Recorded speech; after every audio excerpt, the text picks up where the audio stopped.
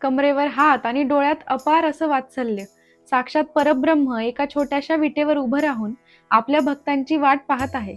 जेव्हा आपला पांडुरंग, आपला परमभक्त पुंडलिक याला भेटण्यासाठी पंढरपुरात आले, तेव्हा पुंडलिक आपल्या आई वडिलांच्या सेवेत मग्न होता.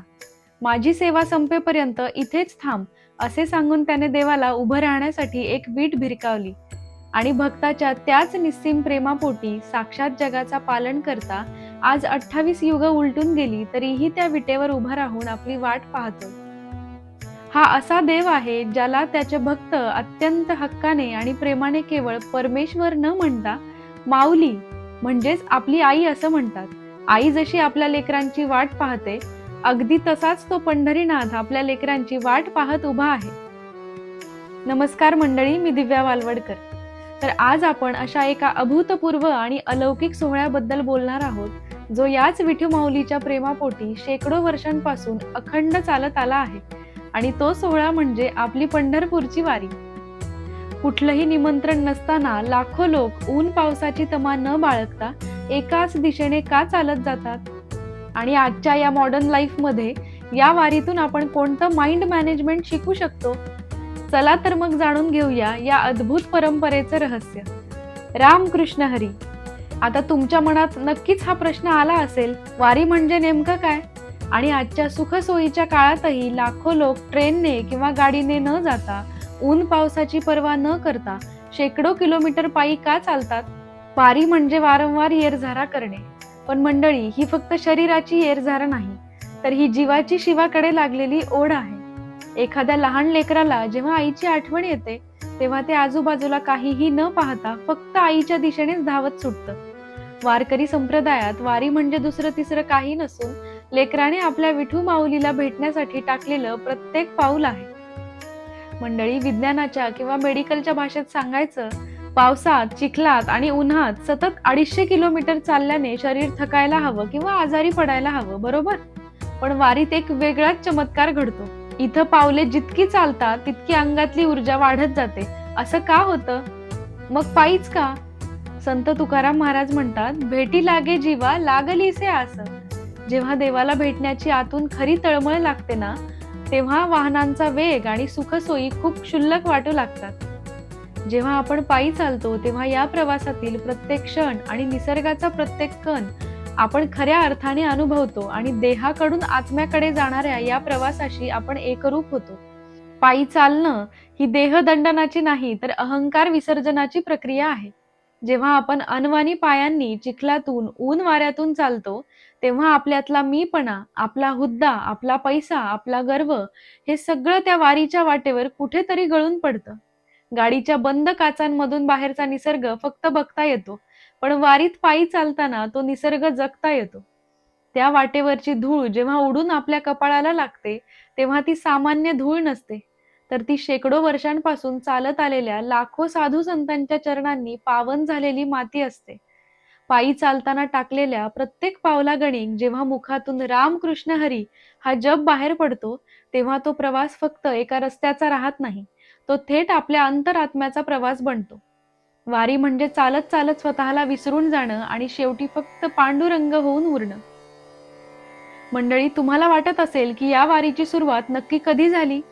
या भक्तीच्या प्रवासाचा इतिहास हा तारखांमध्ये किंवा कागदांवर मोजताच येत नाही, तर तो भक्तांच्या अश्रूंनी आणि संतांच्या अभंगांनी लिहिला गेलाय.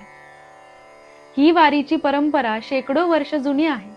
साक्षात संत ज्ञानेश्वर माऊलींच्या जन्मापूर्वीपासून त्यांचे आजे पणजे याच वाटेने पायी पंढरीला जात असत. पण या भक्तीच्या प्रवासाला खऱ्या अर्थाने एक सुंदर आकार आणि तत्वज्ञान दिलं ते आपल्या संतांनी. ज्ञानदेवे रचिला पाया तुका झालासे कळस. माऊलींनी या वारकरी संप्रदायाच्या भक्ती मंदिराचा पाया रचला आणि तुकोबा रायांनी त्यावर कळस चढवला. या संतांनी काय केलं? तर संतांनी भक्तीचा हा मार्ग सर्वांसाठी अतिशय सोपा आणि खुला केला. देव केवळ मंदिरातच नाही, तर तो प्रत्येकाच्या हृदयात आहे, हे त्यांनी दाखवून दिलं. इथे फक्त एक निर्मळ भावाची गरज आहे. गळ्यात एक साधी तुळशीची माळ, कपाळी गोपीचंदनाचा टिळा आणि मुखी अखंड पांडुरंग पांडुरंग पांडुरंगाचा गजर, एवढीच या प्रवाशांची ओळख. शेकडो वर्षांपासून राजापासून ते रंकापर्यंत सर्वांना एकाच वाटेवर, एकाच पातळीवर आणून उभी करणारी ही भक्तीची गंगा आहे. अनेक संकटे आली, काळ बदलला, युगे बदलली, पण चंद्रभागेकडे जाणारी ही पावलं कधी थांबली नाही आणि विठ्ठलाच्या नामाचा तो गजर कधीच शांत झाला नाही. मंडळी, या भक्तीच्या वाटेवर चालताना एक गोष्ट आपल्याला प्रकर्षाने जाणवते. ती म्हणजे या प्रवासात वारकरी कधीच एकटा नसतो. आपल्या या आध्यात्मिक प्रवासात आपल्याला पोरकं वाटू नये म्हणून आळंदीहून साक्षात ज्ञानोबा माऊली आणि देहूहून जगद्गुरू तुकोबाराय आपल्यासोबत निघतात. जेव्हा आपण पालखीतील पादुकांचं दर्शन घेतो तेव्हा त्या पादुका म्हणजे केवळ चांदीची पावले नसतात. ते संतांच्या जिवंत अस्तित्वाचं साक्षात प्रतीक असतं. वारकऱ्यांचा हा ठाम विश्वास असतो की आपण स्वतःहून पांडुरंगाकडे चाललोच नाहीयेत, तर माऊली आणि तुकोबाराय आपला हात धरून आपल्याला आपल्या आईकडे, पांडुरंगाकडे घेऊन चालले आहेत. किती सुंदर आणि निर्मळ भावना आहे ही. जणू लेकरू चालताना वाटेत अडखळेल म्हणून साक्षात ज्ञानरूपी आईनेच त्यांची वाट धरावी.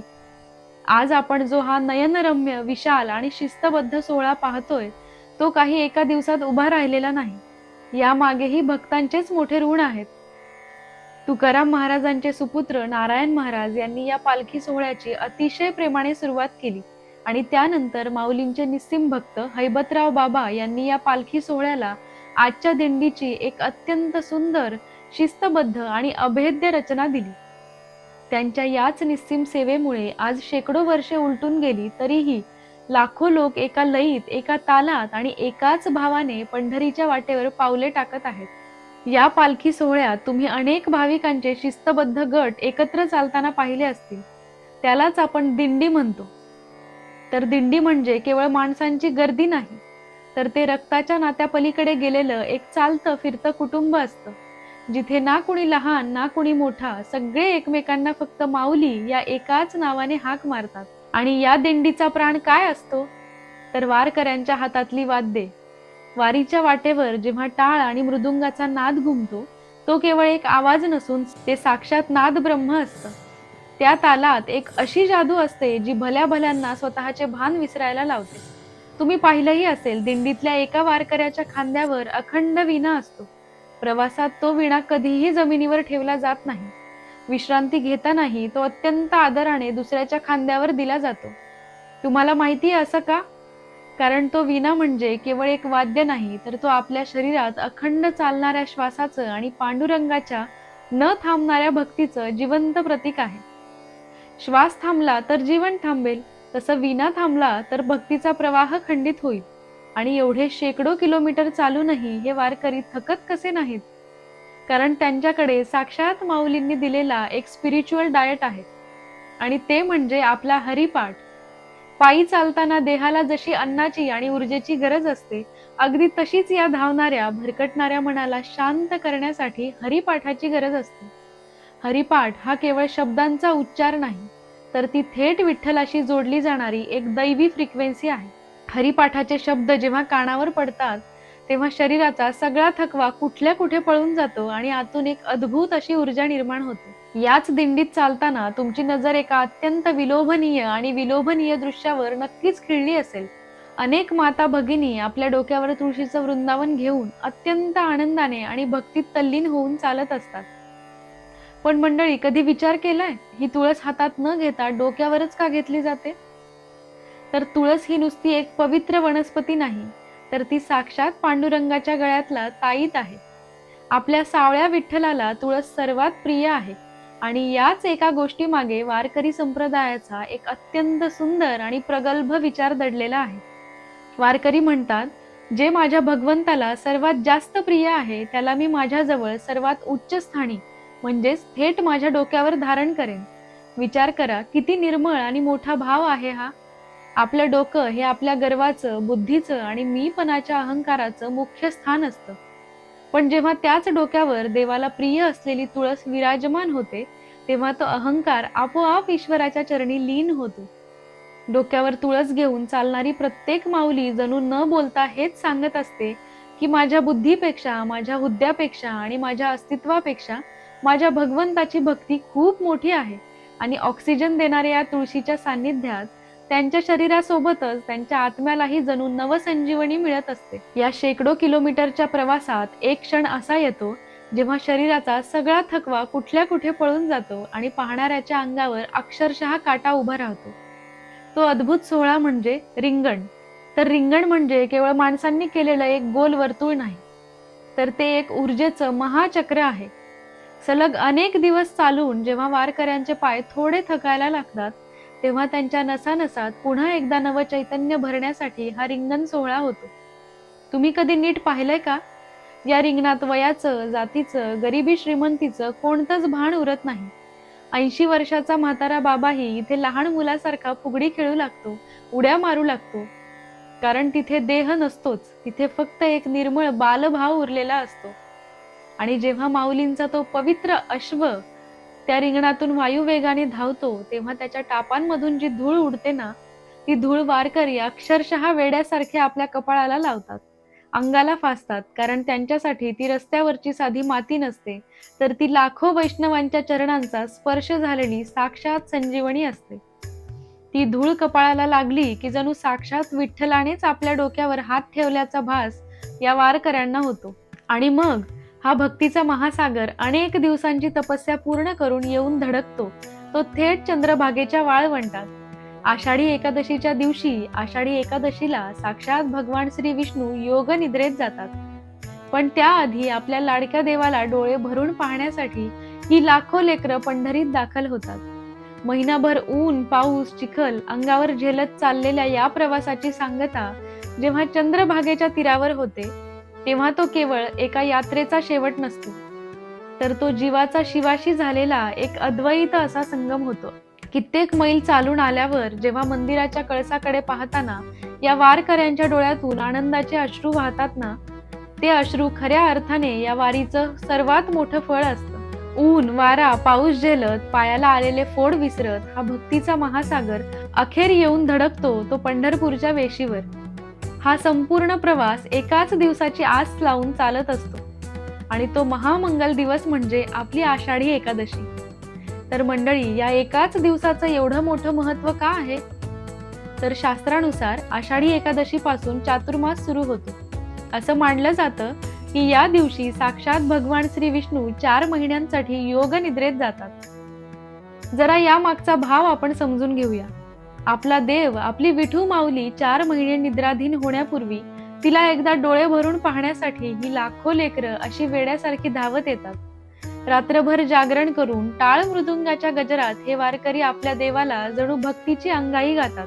जेव्हा आषाढीच्या पहाटे चंद्रभागेच्या पवित्र प्रवाहात हे वारकरी स्नान करतात, तेव्हा शरीरावरची धूळच नाही तर त्यांच्या मनावरचे सगळे मळ धुवून निघतात.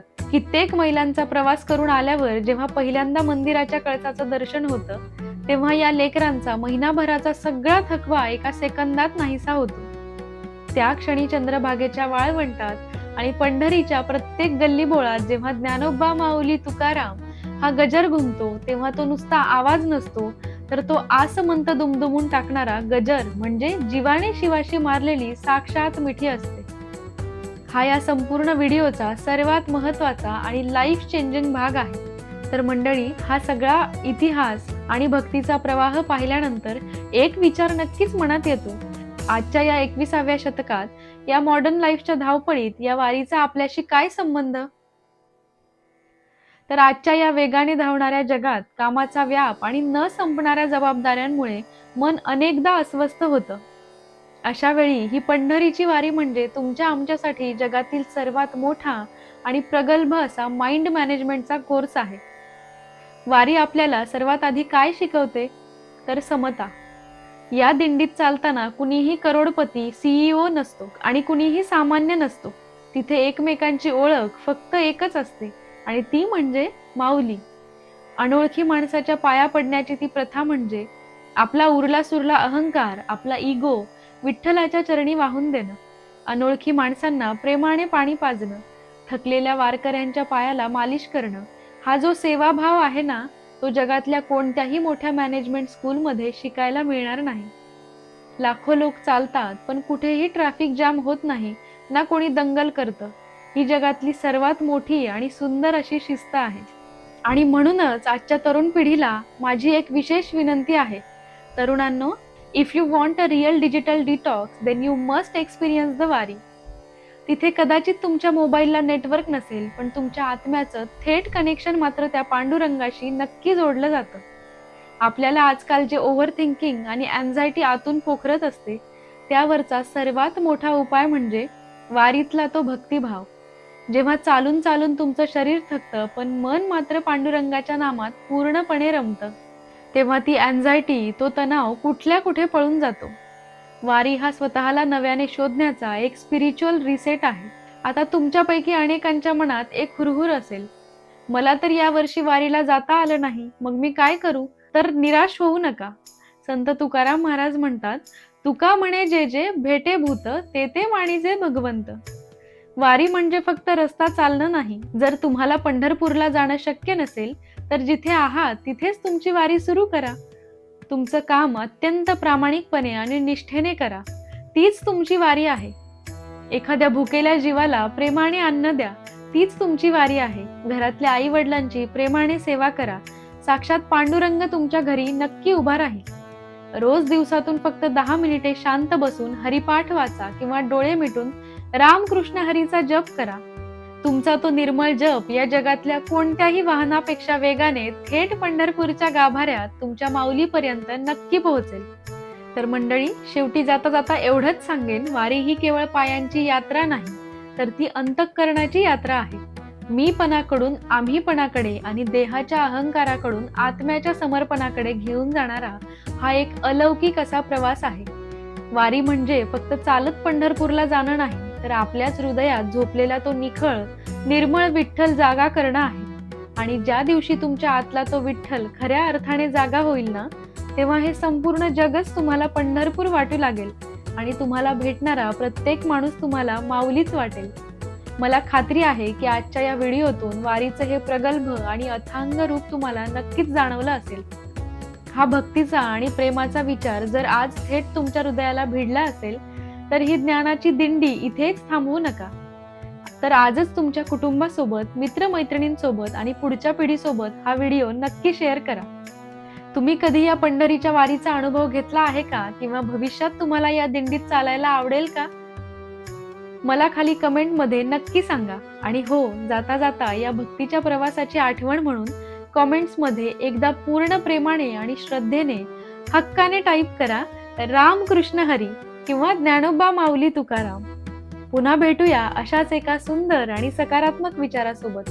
तोपर्यंत आनंदी राहा, निर्मळ राहा आणि तुमच्या मनातल्या विठ्ठलाला जपत राहा. रामकृष्ण हरी.